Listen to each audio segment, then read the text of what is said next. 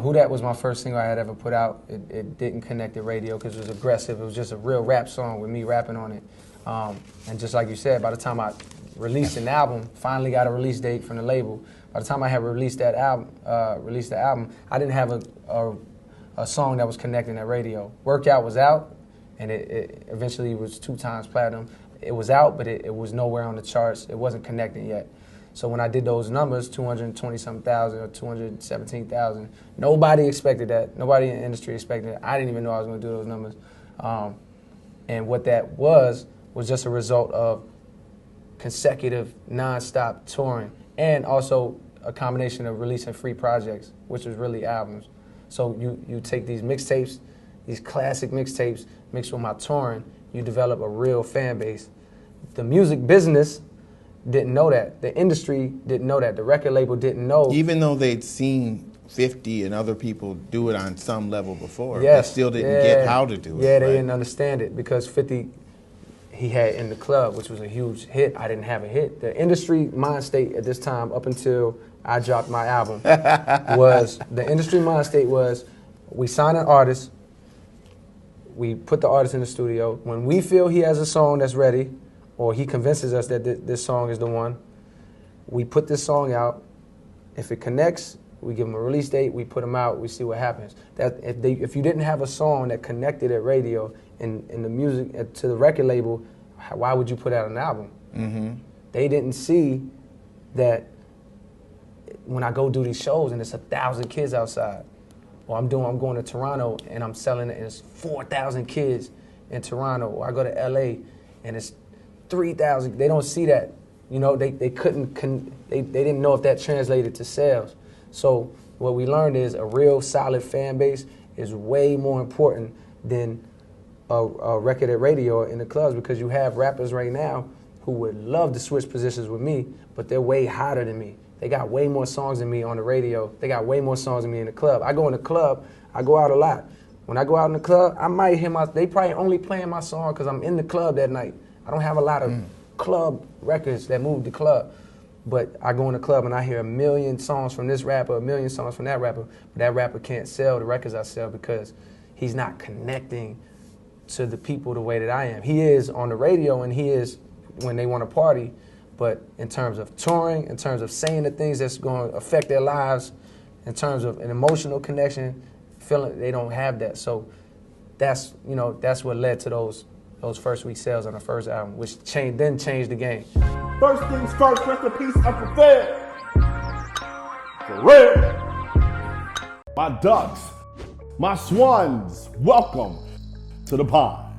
My name is Dorian from Group82Music.com. Right here we got J. Cole talking about why his album sales are so high. I love this clip. I love going back and watching old interviews because it just brings a nostalgic feeling for me. Because when I was really trying to learn the music industry, and I was really trying to learn the music business, I watched a shit ton of YouTube interviews. And J. Cole was somebody who did a lot of YouTube interviews.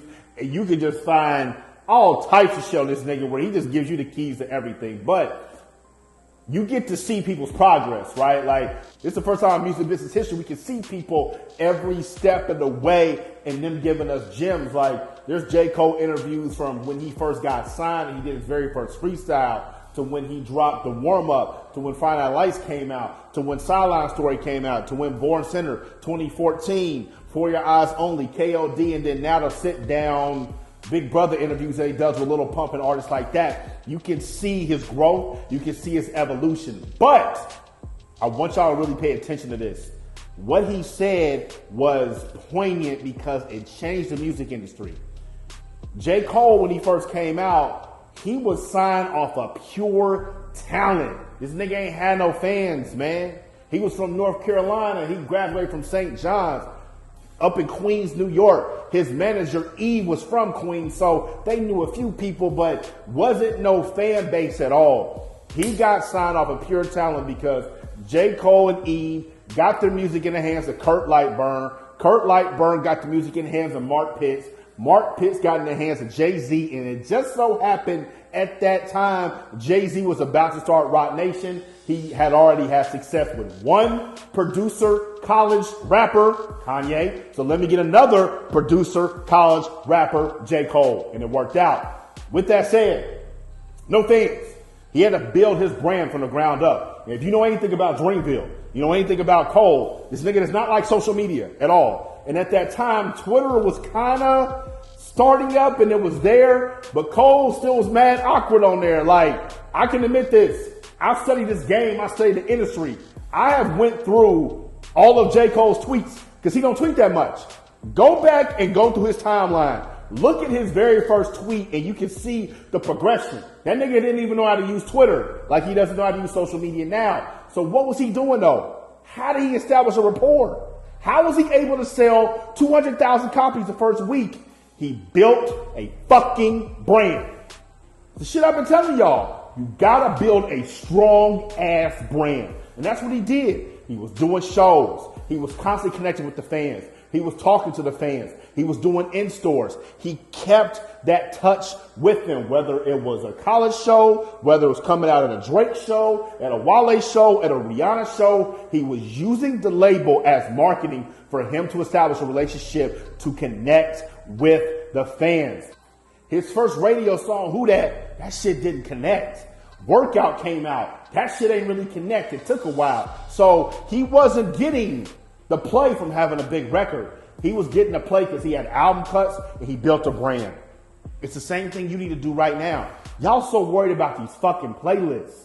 And I get it. I fucking get it. Playlists got me that plaque. Playlists is why I'm talking to you right now and you listening. I understand. But man, fuck them playlists. You gotta build a brand. If you think you just about to get streams, it don't work like that. It don't. Especially right now. Spotify has been switching shit up. They have completely changed to switch shit up. So it's even more difficult now for independent artists like us to get heard on playlists. You need to build a brand. When you build a brand, you ain't got to worry about playlists. You ain't got to worry about the record label not understanding your vision. You ain't got to worry about what social media platform is popping because you built a brand and your fans fuck with you. J. Cole never posts on Instagram. This nigga barely tweets. Does that affect his album sales? No. This nigga sells more and more every time he drops an album. He built a brand. His fans are going to fuck with him for life. What are you doing to make sure your fans are fucking with you for life? It ain't no Spotify playlist. That's just quick. Might get streams, might not. What are you doing? What are you doing?